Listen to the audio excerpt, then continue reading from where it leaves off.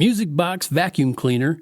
No, I'm not a drunk careener. It's Rhyme and Reason 508. There's a rhyme and reason for your life. There's a rhyme and reason. Hey there, Tony here, and I hope you're in the mood for a nice little story about music boxes. Are you ready? Sit back, relax, get your favorite warm beverage or cold beverage since it's summer, and I'll tell you about a young German guy named Gustav Brockhausen. At the age of 35, he established the Regina Music Box Company in America. And he had been in Germany doing, learning his craft and all that, and going through iterations of his company. But he moved to the cultural center of the universe, New Jersey. No, really, he did. And you might ask, but Tony, what does that have to do with vacuum cleaners? Well, don't rush me. I'm going to tell you.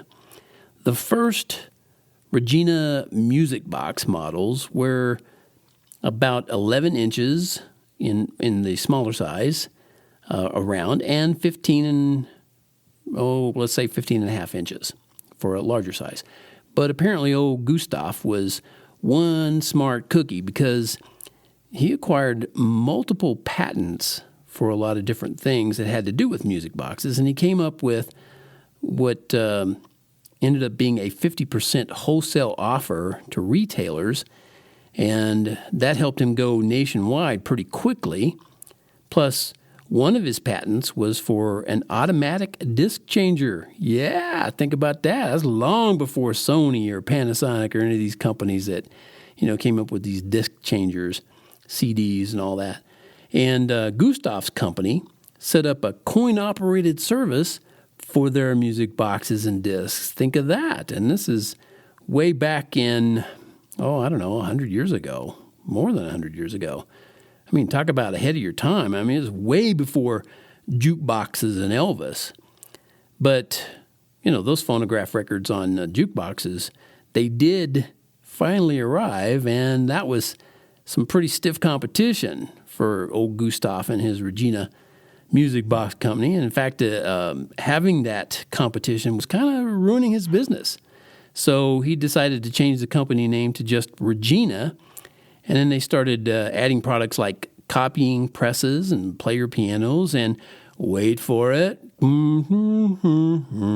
yep, you guessed it, vacuum cleaners. But their first model pretty much bombed. And unfortunately, the company went bankrupt in 1922. They were down, but they were not out. And in 1930, Regina got back into the vacuum cleaner business and eventually came up with something you might recognize. Have you ever heard of the electric broom? It's a stick model vacuum. And during World War II, Regina also made bomb fuses. Yeah, that's sort of appropriate for a company whose first vacuum cleaner bombed, right?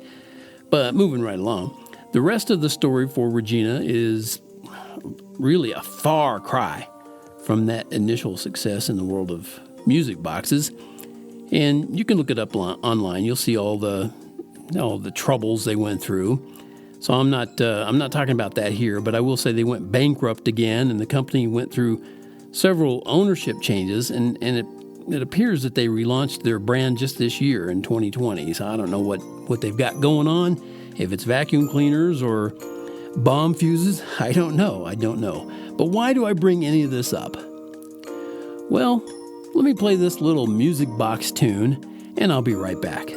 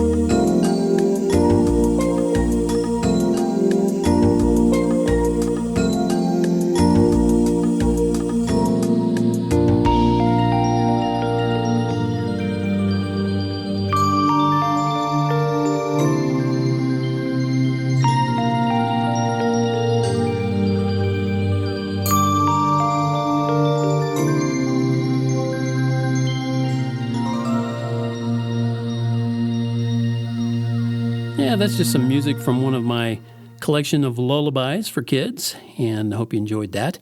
So getting back to what I was talking about, why do I bring any of this stuff up, right? Well, partly because I think it's an interesting story, old Gustav and Regina music boxes and vacuum cleaners and all the way it's connected, and partly because it gives me a great comeback if anybody ever says my music sucks. I'll just say, obviously, you wouldn't know good music if somebody dropped it like a bomb on your head because you live in a vacuum. Boy, wouldn't that show them? Yeah, I'm loaded and ready for bear. So hecklers and rude dudes, beware. My comebacks are loaded and you'll be railroaded back to the wide open nowhere. Okay, that does it for this episode of Rhyme and Reason, brought to you as always by Tony Funderburk, where if you go there and you click on the merch tab, you can get the t-shirt for yourself in the style, women or men that you choose, that says, life has rhyme and reason because God made you. There's a rhyme